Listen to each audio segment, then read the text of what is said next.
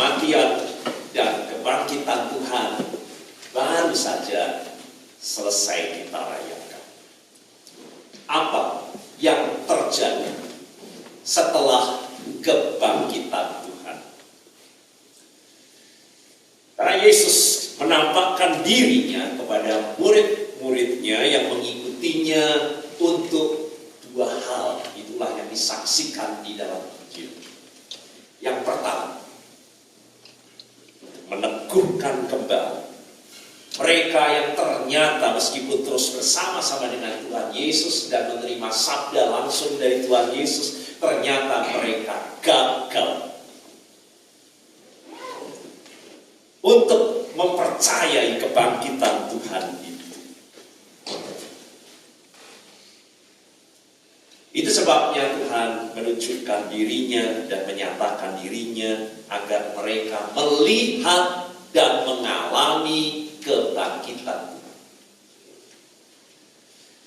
Itu tema khotbah minggu yang lalu. Dan yang kedua, setelah mereka melihat dan mengalami sungguh kebangkitan Tuhan itu, maka segera Tuhan mengutus mereka untuk menjadi saksi Kristus, untuk mewartakan Injil Kerajaan Allah. Dan itulah tema kita hari ini, saudara. Bahwa kematian, rahmat, anugerah, kematian, dan kebangkitan Tuhan bukanlah Injil kabar baik untuk kita nikmati sendiri, untuk kita alami sendiri, untuk kita nikmati sendiri. Injil yang baru saja kita baca, Yohanes 8:19-23, menegaskan hal ini. Setelah murid-muridnya melihat dan mengalami kebangkitan Tuhan itu, di mana Tuhan menunjukkan tangannya yang berlubang paku dan juga lambungnya yang tertikam. Kita lihat bahwa mereka kemudian bersukacita karena telah melihat dan mengalami sendiri, dan Tuhan meneguhkan kembali iman mereka. Maka segera Tuhan mengutus mereka, sama seperti Bapa mengutus aku. Maka demikian sekarang aku mengutus kamu. Mereka ada dalam tugas perutusan. Demikian kalau kita baca dalam bagian Injil yang lain di Markus 16:15-16, setelah Yesus menampakkan dirinya kepada 11 muridnya, ketika murid-murid itu sedang makan, dan kemudian Yesus menampakkan diri dan mencela ketidakpercayaan mereka dan kedegilan hati mereka. 11 murid ini, meskipun sudah menerima kabar dari orang-orang yang melihat dan mengalami kebangkitan Tuhan sendiri, yaitu Maria Magdalena, tetapi juga 2 orang dalam perjalanan menuju ke Emmaus bertemu dengan Yesus yang bangkit dan memberitakan kepada 11 murid ini, toh mereka belum yakin, belum percaya. Bahkan Thomas sendiri berkata, kalau tanganku ini belum masuk ke bekas luka dari Tuhan Yesus, aku tidak akan mempercayainya. Namun setelah mereka sungguh-sungguh melihat dan mengalami kebangkitan Tuhan itu, segera Tuhan mengutus mereka. Pergilah ke seluruh dunia, beritakan Injil ini kepada segala makhluk. Karena ada banyak bagian bagaimana Tuhan meneguhkan iman murid yang gagal, dan kemudian mengutus. Menjadi 2 hal yang terjadi selama kebangkitan Tuhan, sampai kemudian Tuhan Yesus naik ke surga sekali lagi. Kita dapat lihat di Kisah Para Rasul pasal yang pertama ayat 8. Mereka meneguhkan dan menetapkan para rasul dan semua orang yang percaya Saya baca satu Kisah Para Rasul 1:8, tetapi kamu akan menerima kuasa kalau Roh Kudus turun ke atas kamu, dan kamu akan menjadi saksiku di Yerusalem dan di seluruh Yudea dan Samaria dan sampai ke ujung bumi. Tugas perutusan, itulah yang perlu kita renungkan selama kita menanti sampai Tuhan Yesus kita rayakan naik ke surga. Mengapa Tuhan memberi tugas perutusan? Mengapa mereka harus memberitakan Injil? Saya mau ajak saudara untuk melihat Markus pasal 16, ayatnya juga yang ke-16. Menegaskan demikian. Perhatikan, saudara. Beritakanlah Injil, kabar baik ini, bukan untuk kita terima sendiri, bukan untuk kita nikmati sendiri, tapi beritakan Injil kepada segala makhluk. Dan perhatikan apa yang dikatakan oleh Tuhan Yesus. Siapa yang percaya dan dibaptis akan diselamatkan, tetapi siapa yang tidak percaya akan dihukum dan binasa.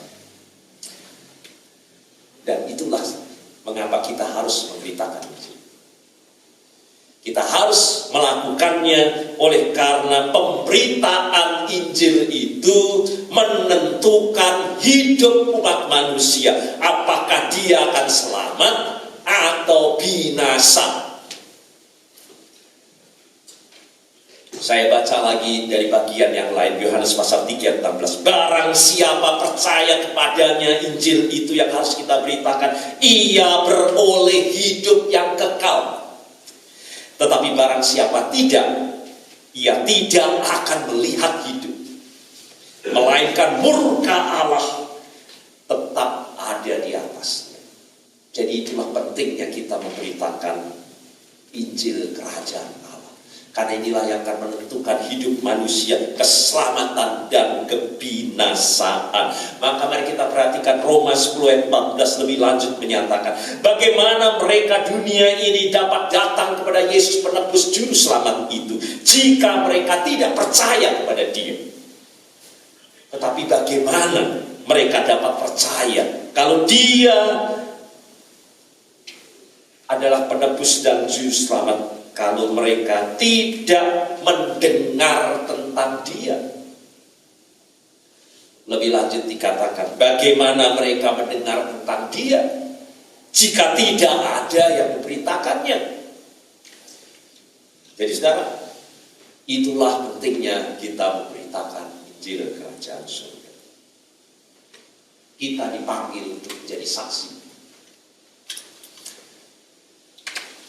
Mungkin ada obat saudara yang belum ditemukan, khususnya untuk para penderita AIDS yang terkena virus HIV. Kalau saudara menemukan obat untuk menghidupkan, menyelamatkan orang-orang yang sakit AIDS, HIV itu, apakah kode etik kehidupan membolehkan saudara menyimpan penemuan saudara untuk saudara sendiri? Kalau saudara menemukan sesuatu yang menentukan hidup manusia, apakah itu etis atau benar bahwa saudara menyembunyikannya? Kalau saudara sekarang menemukan bukan hanya sekedar vaksin, tetapi hari ini juga pandemi COVID-19 berakhir, apakah saudara akan sembunyikan yang menentukan hidup dari seluruh umat manusia? Dan yang lebih daripada penyelamatan buat orang AIDS, HIV, COVID-19 adalah keselamatan dan kebinasaan umat manusia. Apakah ini untuk kita nikmati sendiri dan untuk kita sembunyikan? Itulah sebabnya hari ini kita mendengar mengapa Yesus memberikan tugas perutusan, oleh karena inilah yang menentukan keselamatan dan kebinasaan. Kita yang beroleh penebusan dan keselamatan dari Allah melalui kematian dan kebangkitannya harus menjadi saksinya. Yaitu menjadi saksi pertama, memberitakan tentang karya Kristus itu.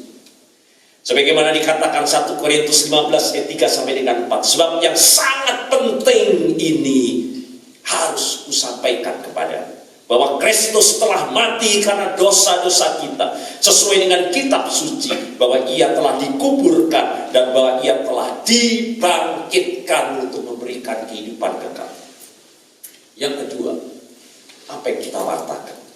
Memanggil orang untuk bertobat dari dosanya. Sebagaimana dikatakan Kisah Para Rasul 26:18, untuk membuka mata mereka supaya mereka berbalik. Itu kata aslinya metanoia. Berbalik itu artinya bertobat. Dari kegelapan kepada terang, dari kuasa iblis kepada Allah, supaya mereka oleh iman mereka kepadaku, kepada Tuhan Yesus Kristus, memperoleh pengampunan dosa dan mendapat bagian dalam apa yang ditentukan bagi orang-orang yang dikuduskan. Kedua, yang ketiga, apa yang menjadi tugas perutusan kita? Untuk memanggil orang-orang untuk percaya pada karya keselamatan, menerima Yesus sungguh sebagai Tuhan, penebus dan juru selamatnya secara pribadi, untuk dibaptiskan sehingga mereka beroleh hidup yang kekal. Sebagaimana dikatakan Yohanes 20:31, supaya kamu percaya bahwa Yesuslah Mesias itu, Anak Allah, supaya kamu memperoleh hidup dalam namanya. Karena itulah yang dilakukan oleh Petrus dan rasul-rasul segera setelah Tuhan Yesus naik ke surga itu. Dalam bacaan kita yang pertama, ayat 32, mereka semua menegaskan, kami para rasul dan semua orang percaya itu adalah saksi dari segala sesuatu itu, yaitu karya Tuhan, kematian, kebangkitan Tuhan Yesus itu. Namun saudara, hari-hari ini kita juga menyadarinya, bukan hanya para rasul, tetapi setiap orang percaya yang telah menerima keselamatan dari Tuhan ada dalam tugas perutusan. Bukan hanya saya, pendeta, misionaris, tetapi kita semua, apapun profesi kita orang-orang Kristen adalah duta Allah dalam dunia ini. Kalau kita sungguh-sungguh hidup dalam panggilan Allah. Jadi mari kita renungkan, saudara, seperti apa itu panggilan Tuhan? Seperti apa panggilan Tuhan itu? Dan hari ini saudara, mari kita dengan gamblang untuk melihat panggilan Tuhan. Panggilan Tuhan itu intinya, intisarinya saudara, adalah mengikut Kristus. Dan itulah yang dilakukan Tuhan Yesus. Mengikut Kristus itulah hakikat kita sebagai orang Kristen. Kalau kita disebut sebagai orang Kristen, kita semuanya dipanggil untuk mengikut Kristus. Jadi orang Kristen yang sejati adalah pengikut Kristus. Orang yang benar-benar mengikuti Kristus. Itulah panggilan Tuhan Yesus. Pertama-tama kepada Simon, yang kemudian disebut Petrus, kemudian Andreas saudaranya, mari ikutlah aku. Itu panggilan pertama. Mari ikutlah aku. Kemudian juga kepada Yakobus anak Zebedius, kemudian Yohanes saudaranya, dan kemudian ke-12 murid, dan kemudian murid-murid yang lainnya, saudara, dikatakan, mari ikutlah aku. Apa artinya mengikut? Dalam zaman modern seperti ini, kata mengikut sudah drop dalam arti yang sangat negatif.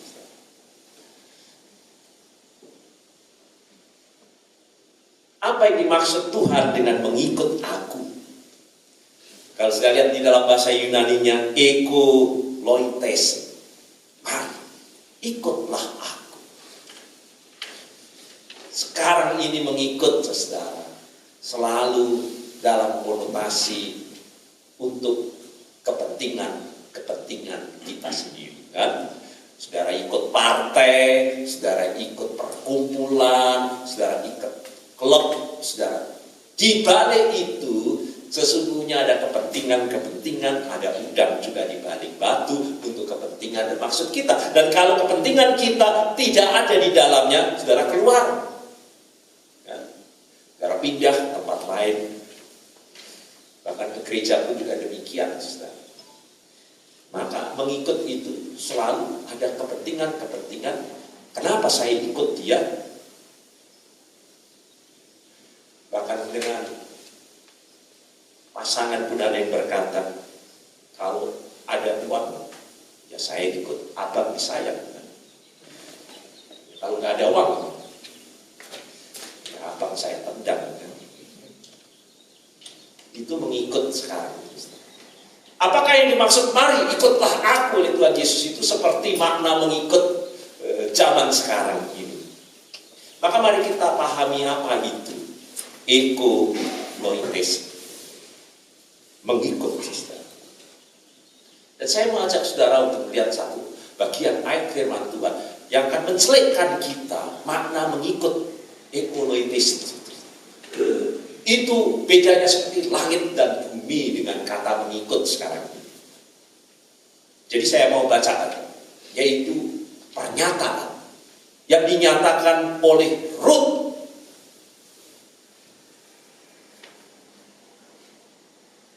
pada saat suaminya sudah meninggal dan dia bukan bangsa Israel, dan sekarang mertuanya Naomi mau kembali ke Israel. Dan Naomi berkata, kembalilah kepada kehidupanmu dan aku akan kembali. Tetapi salah satu berkata demikian. Ruth berkata kepada Naomi, jangan desak aku meninggalkan engkau dan pulang tidak mengikuti engkau. Mengikuti engkau, ego loites. Sebab kemana engkau pergi, ke situ juga aku pergi. Di mana engkau bermalam, di situ juga aku bermalam. Bangsamulah bangsaku. Padahal sudah tahu Ruth bukan bangsa Israel, tapi dia menegaskan suatu perubahan dahsyat. Bangsamulah bangsaku. Itu berarti perubahan dahsyat. Allahmulah Allahku. Di mana engkau mati, aku pun mati di sana. Di mana engkau dikuburkan, di situ aku juga akan dikuburkan. Tidak ada satupun yang dapat memisahkan aku dari engkau selain daripada maut. Kata ini, saudara, yang pada akhirnya juga hampir juga dipakai untuk hubungan suami istri. Hanya maut yang dapat memisahkan. Jadi dari pernyataan Ruth ini, saudara menemukan makna ego loites, mengikut Tuhan. Jadi kalau saudara, kata panjang daripada Ruth itu, saudara coba lihat apa itu intisarinya, apa maknanya. Kalau saudara mau secara singkat mendefinisikan, lalu apa itu ego loites, mengikut itu.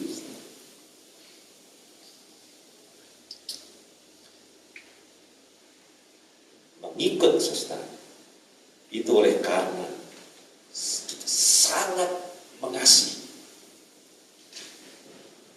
sangat mengasihi percaya kepada yang kita ikuti itu, dan mentaatinya, dan sekarang sudah bawahi, dan menyerahkan diri baginya dan mengabdikan dirinya kepada yang diikuti. Itulah yang dimaksud ekoloites.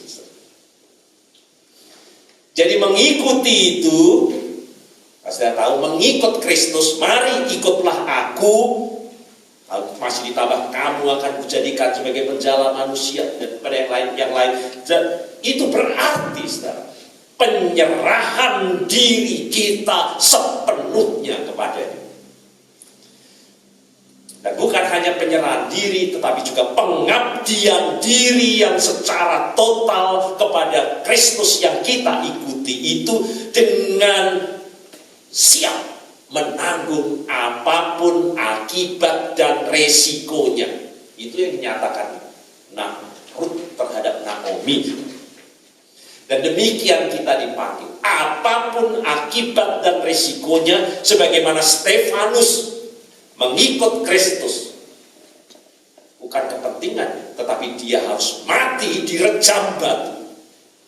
Dan seperti bacaan kita hari ini, bacaan yang pertama, Petrus dan rasul-rasul diseret ke sidang pengadilan agama sebagai akibat mengikut Kristus. Dia diadili, dan beberapa kali kemudian para rasul dipenjarakan. Dan saya lihat akibat daripada mengikut Kristus itu, Petrus sendiri disalibkan sama seperti Yesus, bahkan melebihi, karena dia dicungkir balikkan sedemikian rupa, dan satu persatu martir mati karena mengikut Kristus. Itulah ekoloites. Maka dalam bacaan kita yang kedua, 2 Korintus pasal 5 20, maka para pengikut Kristus itu